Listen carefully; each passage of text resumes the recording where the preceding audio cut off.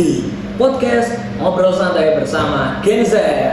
Gen yang membuat kita banyak inovasi dan banyak kreativitas. Selamat datang di podcast kami. Ini dia bintang tamu kita pada hari ini, anak-anak dari SMA Negeri 1 Serena. Boleh bisa diperkenalkan siapa? Jadi perkenalkan, saya Verena Salim dari kelas 11 B1. Saya Ramadina Rosani dari 11 B1. Untuk Mbak Rahma dan Mbak Miming. Kita berbincang santai pada podcast kali ini. Podcast berbincang santai bersama anak Gen Z. Anak Gen Z itu kan ya, bagaimana menurut Anda Gen Z itu bagaimana? Penuh inovasi, kreatif banget. Iya, kreatif banget, pekerja keras juga. Cuman tergantung minatnya masing-masing. Iya sih, tergantung minatnya masing-masing. Tapi yo, kebanyakan anak Gen Z itu kan suka tidur. Bener banget, bener. Nah, Gen Z suka tidur, apalagi rebahan. Itu kan juga Prioritas sih. prioritas. Oke. Kita berbincang dengan santai. Saya minum kopi dulu. Ini adalah rutinitas kita. Nak Gen Z ada begini, kita ngopi, nyantai, berbaring tidur. Kebiasaan Gen Z, nggak dobrai. Terus enaknya pembahasan kali ini membahas tentang apa ini? Mungkin kita bisa bahas mulai dari transformasi digital. Transformasi Itu yang sangat luas banget di era sekarang. Iya, apalagi kan untuk era sekarang pada tahun 2025 sangat perlu sekali berupa mengikuti transformasi digital. Nah, benar sekali. Masa seperti orang dulu dengan gimana? Kalau kita tidak mengikuti transformasi digital, kita ketinggalan. Ya, ketinggalan Sejalan. Soalnya kan sekarang itu semuanya tuh lewat digital. Bahkan kalau belanja aja sekarang udah ada QRIS. Bener nggak? Itu sebenarnya sih membuat kita lumpuh sih. Iya, bener banget. Membuat kita boros sih. Iya, boros ya Allah. Nabungnya bukan di tabung aja. Kalau dulu kan nabungnya, kalau saya lihat dulu SD dulu, Ya, nabungnya ya, itu ya. celengan ayam. Ya, ya. Sekarang nabungnya di Shopee. Satu minggu habis. Seminggu habis. Itu udah makan nabung lah. Oke. Pentingnya kita mengikuti perkembangan zaman. Emangnya kalau kita nggak mengikuti perkembangan zaman, bagaimana? Ya bisa ketinggalan jauh nggak sih? Soalnya Gen Z itu kayak apapun trennya tuh selalu update. Apalagi kan kita kan sering scroll TikTok. Nah, FYP yang baru. Iya, bener. Banyak banget tren-tren yang harus kita lakukan. Kita tuh harus update. Kalau enggak, gue ketinggalan zaman banget. Seperti transformasi digital itu sangat perlu nggak sih? Karena kan untuk tahun sekarang kan jauh berbeda dengan tahun-tahun dulu, seperti teman-teman saya yang kelahiran tahun sebelum milenial. Waktu dulu SMA dulu kan dia belum tahu tentang gadget, HP, tapi lebih baik zaman dulu seperti anak gen milenial ketika waktu sekolah SMA atau waktu Gen Z di SMA. Kalau menurut saya pribadi itu dua-duanya ada plus minusnya. Jadi sama-sama enak gak enak gitu. Iya. Kalau dulu itu sebenarnya enak, tapi kalau sekarang itu juga lebih enak. Juga lebih enak. Ya soalnya kan serba online semua kan ini. Serba online semua, sehingga kemana pun online juga. Dia untuk mencari relasi gitu ya. Virtual kan banyak virtualnya kalau di masa sekarang ini ya. Kadang ini saya juga iri dengan anak milenial ya. Kalau anak milenial itu kan ketika dulu mendengar cerita-cerita, waktu SMA kita bermain bersama, kumpul bersama, itu buat sekarang kan juga sangat susah ya. Apalagi dengan dulu kan sekolah kan hanya sampai jam 12, jam 1. Kalau sekarang jam setengah 5 biasanya baru Baru pulang. sampai ekstra belum ekstra belum tugas. Tugas yang banyak banget ya Allah, kadang sampai begadang demi tugas. Demi tugas sehingga kita untuk apa ya? Kenapa sore nyakruk? Nggak ada waktu bahkan buat itu. Tapi dengan adanya kita mengikuti transformasi digital kan kita bisa nyakruk dengan Zoom. Bisa. Zoom atau dengan grup satu circle-nya VC. Tapi kurang seru kalau cuma Zoom itu. Sebenarnya kurang seru, cuma gimana lagi zamannya udah beda. Zamannya sudah beda. Kalau dulu kan tanpa mengikuti transformasi digital pada tahun-tahun sebelumnya kita juga bisa berkumpul dengan mengikuti dengan sistem pendidikannya yang begitu. Kalau sekarang kan dengan sistem pendidikannya yang pulang sampai sore, yang menurut saya kan efisiensi ya. Terus plusnya ketika kita mengikuti transformasi digital, kita kan bisa tetap bersosialisasi dengan cara online. Oke, untuk membahas transformasi digital, menurut anda, wah, ini transformasi digital itu pengaruhnya baik atau buruk? Apalagi dengan adanya ChatGPT. Wah, AI. AI, biasanya AI lah ya. Iya. Kalau itu pastinya ada plus minusnya, tergantung bagaimana cara kita untuk memanfaatkan AI tersebut. Iya. Berarti kan kita kan ada yang mengatakan wah AI itu membuat kita bodoh, itu bagaimana pendapat anda? Kalau membuat bodoh itu ya balik lagi ke diri sendiri Iya. ya kan.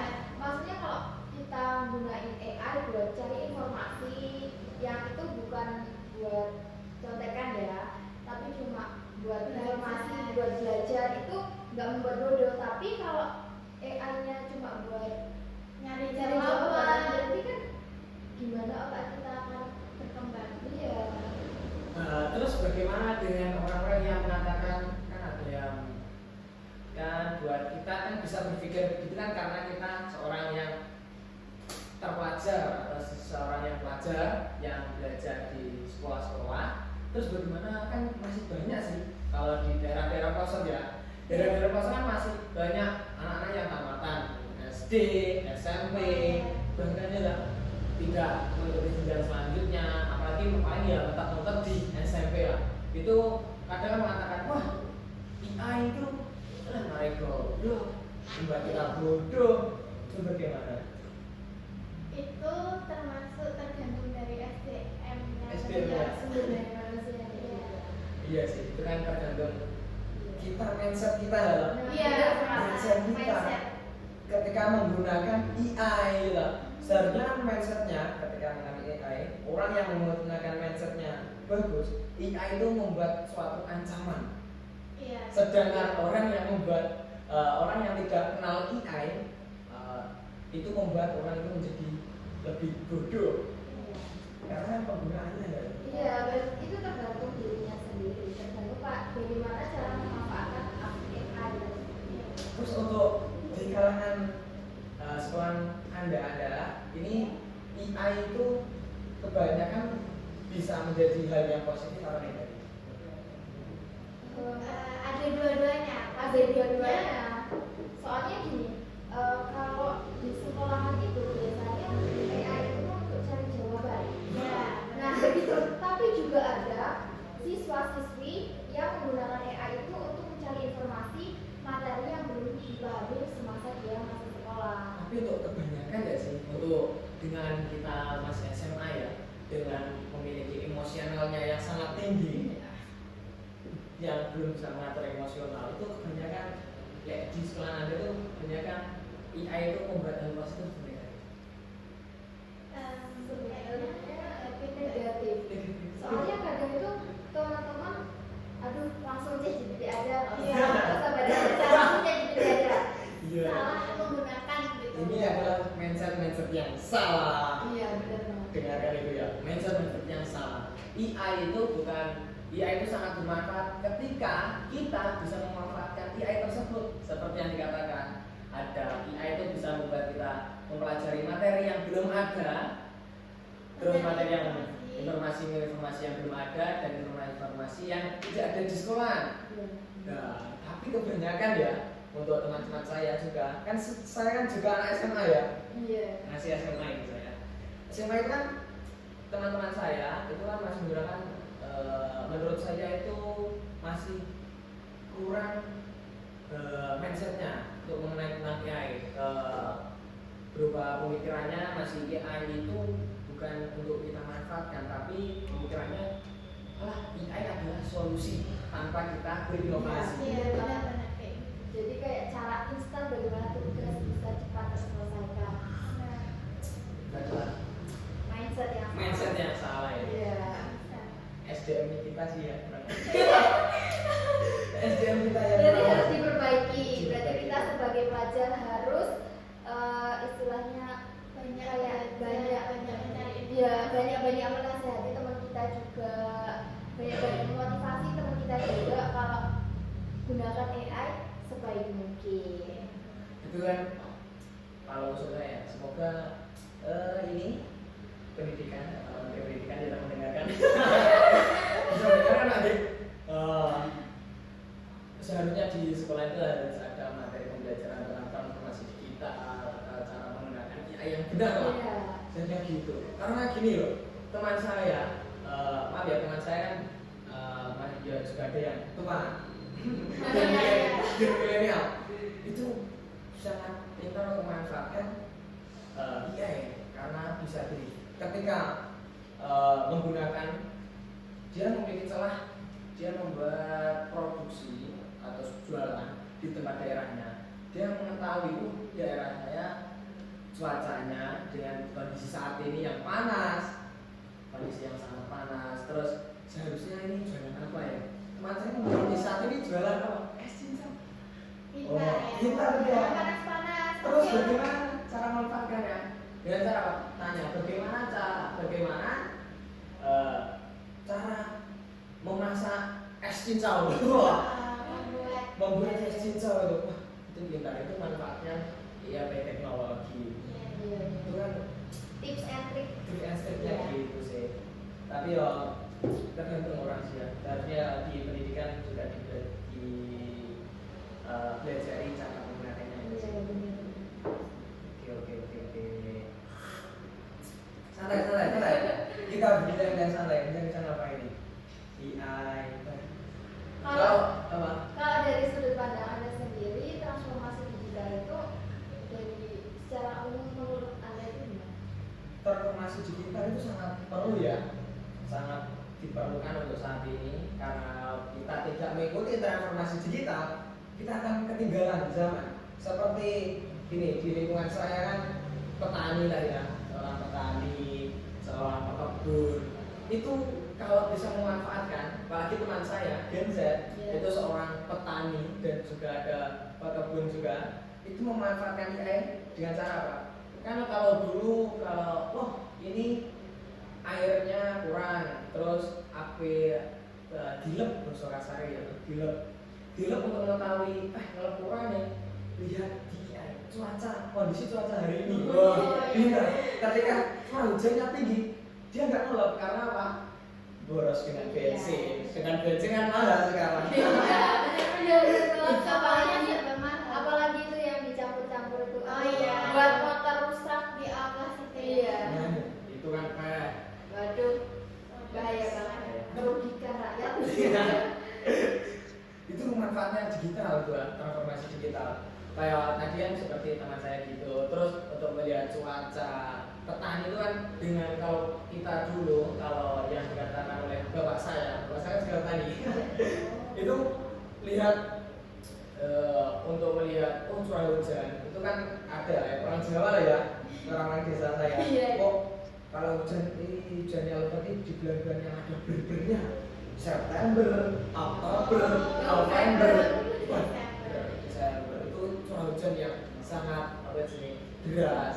Itu berarti seharusnya kita menanam padi dengan kebutuhan yang air banyak. Tetapi dengan adanya pemanasan global yang sekarang, itu kan curah hujan tidak bisa diprediksi dengan begitu. Iya, tidak menentu. Apalagi yang ada yang mengatakan, kakak saya mengatakan dengan melihat bintang itu bisa melihat, ini seharusnya buat menanam atau seharusnya buat panen dengan cuaca yang sekarang dengan pemanasan global kan nggak bisa sekarang. Iya. Tidak menentu. Bintangnya nggak kelihatan. Nggak kelihatan.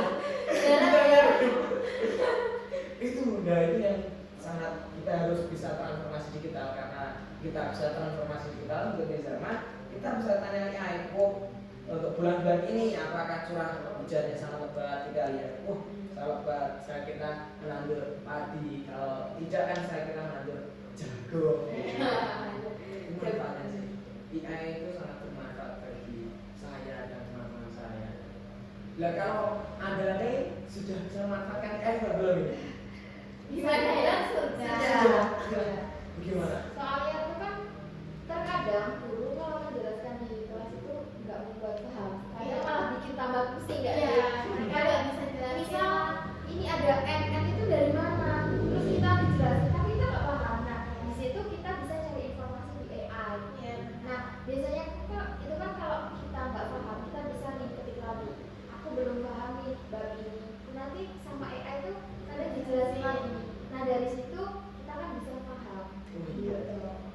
Sangat bermanfaat. Ini Iya. tips and trick anak SMA yang sudah bisa memanfaatkan AI dari segi di pembelajaran ya. Iya. Untuk saya juga, tapi kan saya buat di akademiknya agak sehat ya. Tapi kan di non akademiknya bauran. Alhamdulillah. Karena juga adanya relasi ya, Iya. relasi terus karena relasi kita buat saya seperti di berbagai tempat teman-teman saya, terus saya bisa memanfaatkan AI itu saya kan di pelajaran juga ada pelajaran biologi ya. Iya. Oh iya. Terus ketika diterjun langsung di masyarakat ya, itu biologi itu juga bermanfaat. Iya, Sudah sangat iya. penting. Seperti kan saya juga kan juga sedikit lah menanam, juga ada lahan sedikit saya menanam, kan tanya-tanya. Ketika tanya-tanya, kadang jawaban oleh masyarakat orang-orang yang tua-tua banyak jawaban, iki loh iso mandi, tapi dengan tidak harus bagus berarti Iya. hanya mengetahui saja. Ya adanya AI, saya tertarik, saya telusuri, oh gini, oh sangat membutuhkan gini, Iya. sangat bermanfaat itu AI.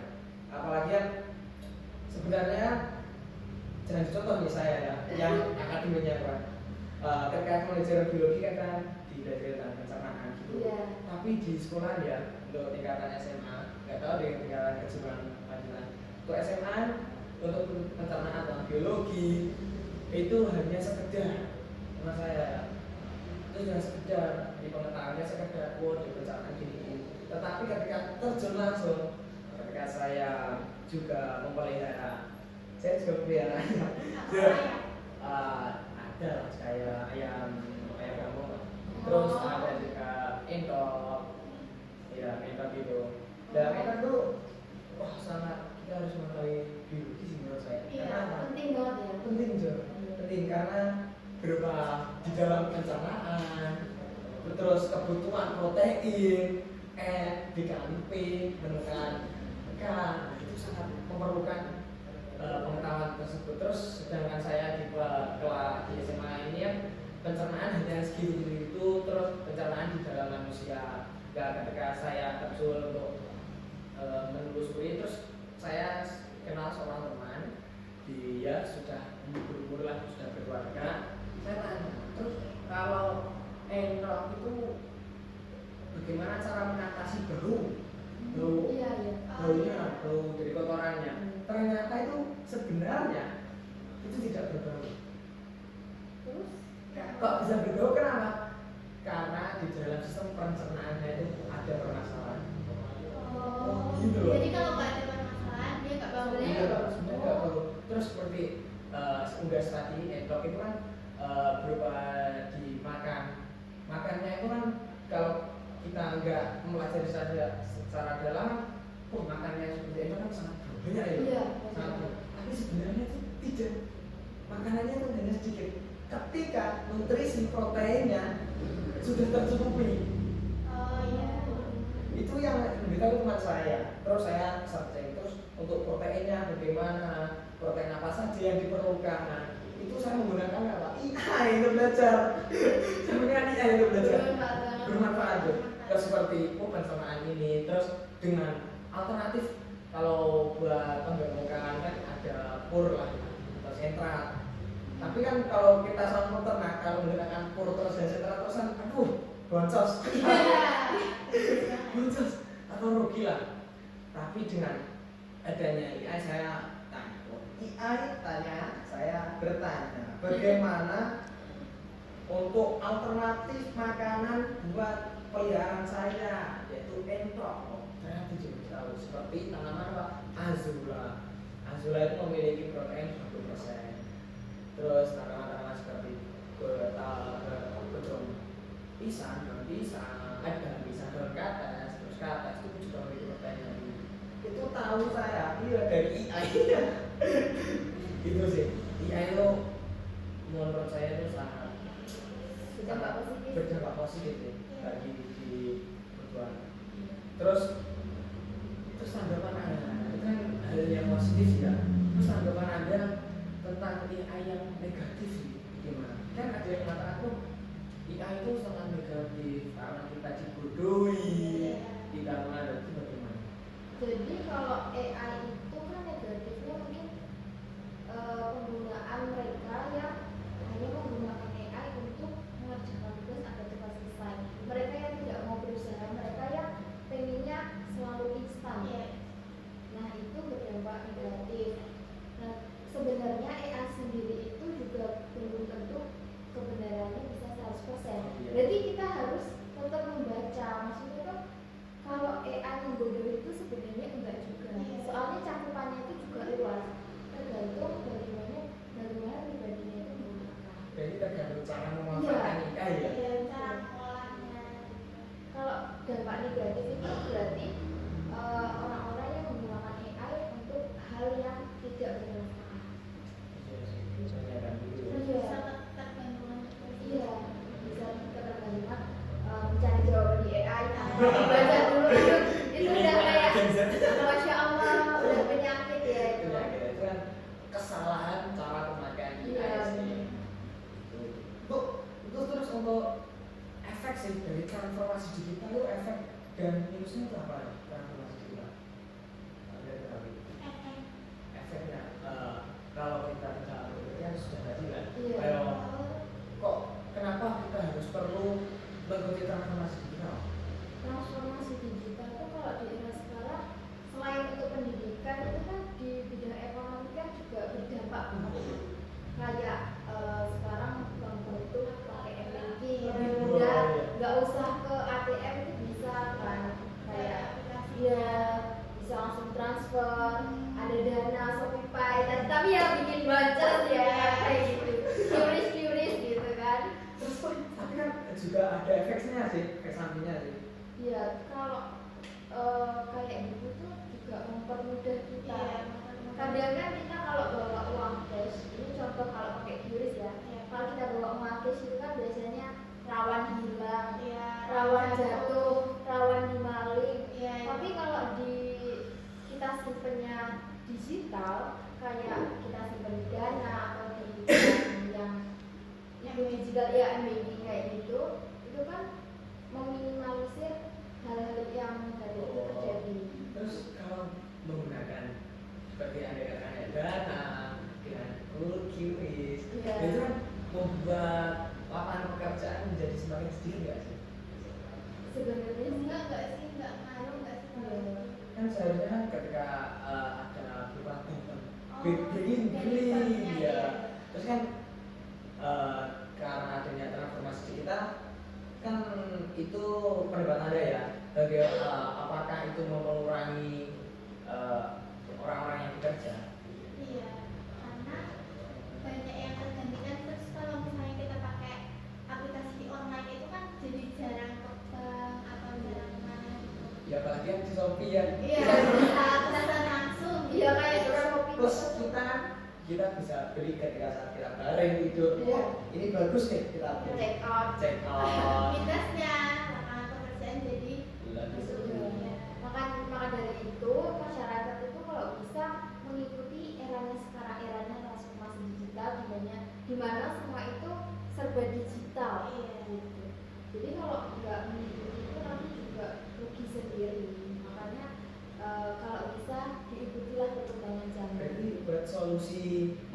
transformasi pengangguran itu bagaimana kan? Adanya transformasi itu kan banyak pengangguran ya sih. Iya benar banget. Ya itu berarti ya kita ikuti eranya sekarang yang tren tuh gimana. Terus kita juga edukasi lah sama orang-orang yang nggak mau mengikuti perkembangan zaman, yang nggak mau kayak transformasi digital itu kayak dikesampingkan lah.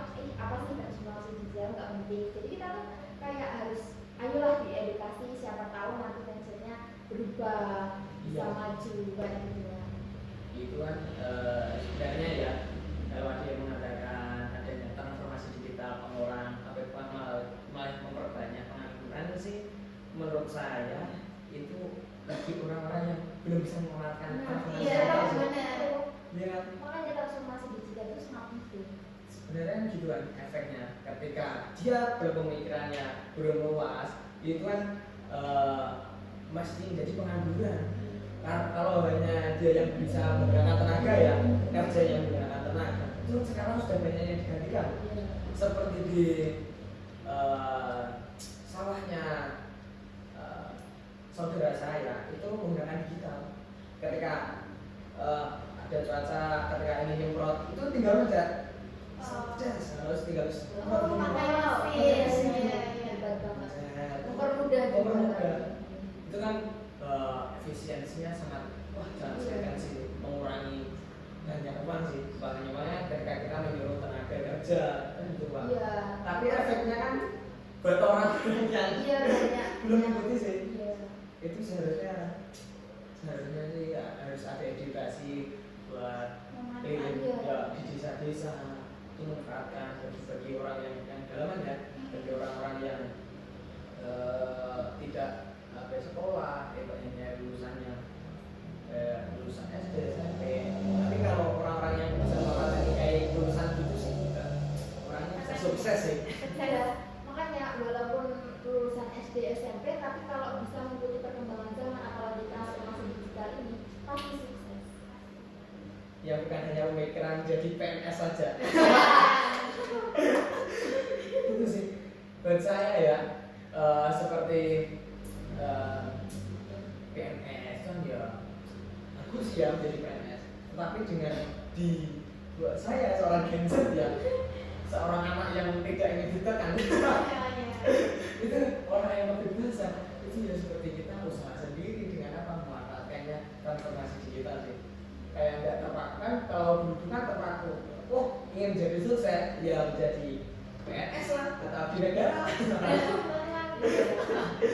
itu kan juga ya kalau kita bisa memanfaatkan walaupun kita dengan pendidikannya formal yang rendah kita bisa sukses gitu. Dengan cara apa tetap belajar tetapi jangan lupa kalau kita bisa pemikiran ini kan kalau kita sudah belajar sih ya. Itu pentingnya belajar. Iya, belajar itu penting banget. Penting banget untuk Sekarang merubah sampai nanti. mindset sih ya. Ada seperti tadi ya, ada yang mengatakan mindsetnya IPA itu membuat kita bodoh lah, ini lah. Kalau kita pelajaran meminimalisir lah pemikiran gitu. Walaupun ada yang pemikiran begitu loh ya. Benar. Tapi menurut Anda sendiri nih tantangan dalam mengintegrasikan AI dalam transformasi digital itu gimana? Seperti gini loh, semua pekerjaan kan membutuhkan mengikuti zaman lah ya. Iya. Kalau AI seperti tadi loh, yang tadi saudara saya itu menggunakan AI untuk import untuk wayasan yang hukum itu ada jadwalnya. Iya itu tidak. Saya mengatur ini. Ada jadwalnya. Berapa minggu lagi harus dipupuk harus ini itu sih. Di kantoran juga kan kalau ada nyanyian juga lebih dipermudah.